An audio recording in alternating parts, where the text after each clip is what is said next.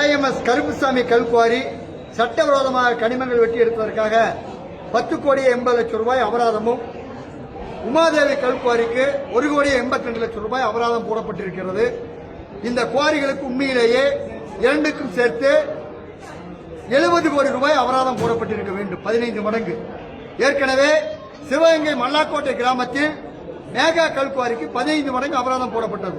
ஆனால் இந்த குவாரிகளுக்கு சட்டவிரோதமாக வெட்டி எடுக்கப்பட்ட 3,50,000 கியூபிக் மீட்டருக்கு வெறும் 12 கோடி ரூபாய் மட்டும் அபராதம் போட்டிருப்பது என்பது அரசாங்கத்துக்கு மிகப்பெரிய வருவாய் இழப்பு.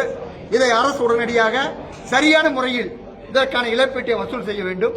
அது மட்டுமல்ல, கருப்புசாமி கல்குவாரிக்கு 3 லட்சம் கனமீட்டர் கற்களை வெட்டி எடுப்பதற்காக கிட்டத்தட்ட 145 டன் வெடிமருந்தை சட்டவிரோதமாக கொண்டு வந்துள்ளார்கள். 1 கிலோ வெடிமருந்து இருந்தால் 6 டன் தான் வெட்டி எடுக்க முடியும். ஆனால் கருப்புசாமி கல்குவாரி மட்டும் கிட்டத்தட்ட 10 லட்சம் டன் கற்கள் வெட்டி எடுக்கப்பட்டிருக்கிறது. அதனால் அது மட்டும் 150 டன் வெடிமருந்தையும், உமாதேவி கல்குவாரி 45 டன் சட்டவிரோதமாக வெடிமருந்தையும் கடத்தி கொண்டு வந்துள்ளார்கள். எனவே அந்த அவர்கள் மீது வெடிமருந்து சட்டப்படி வழக்கு பதிவு செய்து நடவடிக்கை எடுக்க வேண்டும் என்ற கோரிக்கை முன்வைத்துள்ளார்.